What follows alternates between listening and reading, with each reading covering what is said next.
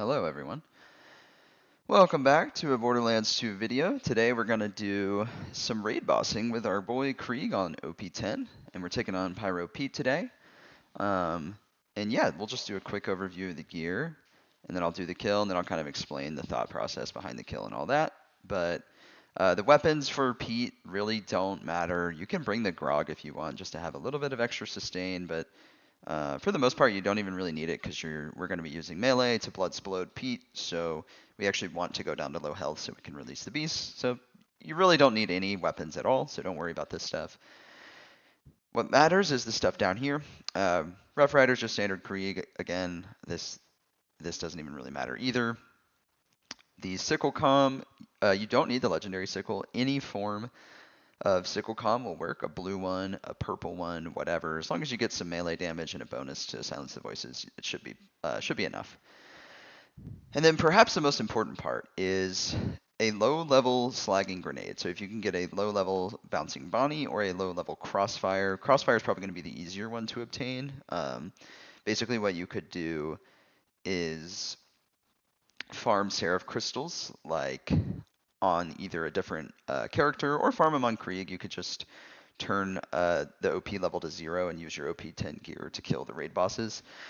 But basically just any way that you can think of to easily farm Seraph crystals. You know, if you have 0, you could kill the dragons pretty easily and farm a bunch of them. And then what you want to do is either switch to like true Vault Hunter mode or normal Vault Hunter mode and go buy a crossfire on that difficulty so it's lower level. Obviously the alternative is go on true Vault Hunter mode, normal Vault Hunter mode, and try to farm a bouncing Bonnie. That's also fine. You just want a low level one because if you don't, what's going to happen is you want to throw a bunch of these so we can properly slag all the enemies and make sure our bloodlust stacks are high. But if it's a really high level one, you're just going to kill like all of the enemies with it, and you're not going to be able to properly chain your Bloodsplosion. So yeah, it's important that you have a low level one. That is by far the most important part of Bloodsplosion Pete. I've tried it with an OP10 one. I basically failed almost every time. I did kill him like once or twice, but it just makes it like you basically need to get lucky to properly Bloodsplosion him with an OP10 one because you're just going to accidentally kill too many of the add-ons. And yeah, the last thing is an explosive relic because when we kill an enemy with melee, the Bloodsplosion will be explosive element. So figured, hey, why not boost that? But it really doesn't matter what you use here either. It's not very important, but I would just recommend this. And let's see. Here's our build. Nothing crazy. Really the only important part is release the beast and buffing your melee skills, and of course Bloodsplosion. We'll turn off badass rank. Shouldn't be necessary. And yeah, that's it. I'll be right back, and then we can show some kills and explain how to do it. Alright, we're back. We'll go ahead and summon in Mr. Pete here. Get these spider ants. Throw some grenades. Summon in these guys. And let's try to draw him back towards the middle, like this. And then we should be good to go. See if it chains to him. No? What happened there? I think we got a little unlucky. Oh wait, okay, it did work. What? That was a little bit scuffed. So I think like, we're lucky that more stuff spawned in. Basically, I'll put it that way. If more stuff didn't spawn in there, he probably wouldn't have died. But I guess that's honestly a good showcase. Like, he still died. And it also kind of shows you guys, like, how to do it the right way, because I basically didn't do it the right way. The main idea, really, is you want to pull this, you know, chuck your grenades as you're going along, and then really, as soon as you hit this one, you want to run back into the middle to draw Pete away a little bit and draw the spider ants. And then you kind of want to run back this way and release the beast and kill one of the rats. Ideally, like what is going to happen is they're going to be a little bit spread out. So when you kill the rat, it's going to kind of chain like this way, and Pete will be over there. So it'll chain all the way up. And then like the final Bloodsplosion will be on him. Like that's kind of what I was trying to do there. It just didn't work out right away, obviously. We still got the kill. I think it's good to show that like, hey, even if you mess up, you know, you're still fine. And honestly, even if he didn't die there, all we got to do is just run back, press them both again, and do the setup again. So yeah, I'll probably keep this one in the video, but I think I'll go ahead and record another with a bit of a cleaner kill. So I will be right back. Alright, we're back. Gonna try to get a cleaner kill. Summon them in. Summon in the ants.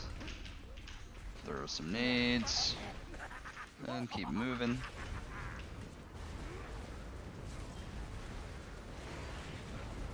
Alright. Pretty good. Alright, now we need them to get us to lower health. There we go. Hit that guy. That should get us a good chain. Perfect. Yeah, beautiful. Okay. Nice. Alright, so I've been testing this like quite a bit, and there is some inconsistency with the results. But basically the general idea with the kill, with Bloodsplosion Pete, oh wow, that's a really nice drop. Sorry. But anyway, here's kind of like what I've found to give the most consistent results is, alright, if we pull Pete in, start, we run over here, we pull this lever, we throw like a grenade or two while we're running over this way, make sure those spider ants get aggroed and make sure they're slagged. Perhaps the more important part, honestly, is making sure they actually get aggroed. I've noticed sometimes they'll get stuck. So as you're like running over here, maybe throw another one over there to make sure they all get pulled towards you. And then obviously we pull this lever, throw some nades, and then we want to kind of run this way and continue throwing grenades. And then circle back as we're throwing grenades to come back here. Pop release the beast. And then we kind of like, basically what all of that does is it usually puts Pete in a position where Pete's kind of over here, like in the middle-ish, while you're over here. And the enemies are spread out too, which is a good thing. So let's say, you know, we get over here, we pop release the beast, we're gonna hit the rat right here, a slagged rat, we're gonna kill the rat, and it's gonna cause the chain to go up towards Pete, which is ideal. We want it to travel up because it's basically means he's gonna be the last one in the Bloodsplosion chain. If Pete is like right here, and we kill the rat, it's not going to chain properly. So almost think of it as like a trail of dynamite. Like, you want to start the line here and trail it up to Pete. That's probably the best way I can describe it. So, yeah, anyways, guys, just trying some new content, trying some new, some raids, and just some different stuff. So, if you guys enjoy it, let me know. Hopefully this was helpful. Maybe it wasn't, I don't know, but I tried my best. I don't do a ton of raiding content, so this is kind of new for me too, so it'll be fun to try a lot of these builds and try a lot of these raids, so I'm looking forward to doing some other ones. Yeah, hope you guys enjoyed. One last peek. There's the build. No bar.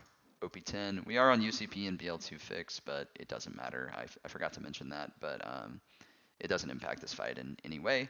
Pyro is not one of the bugged health bosses like Hyperius and stuff, so yeah, if you're doing this on vanilla, there's nothing different. So anyways, I'll see you guys next time.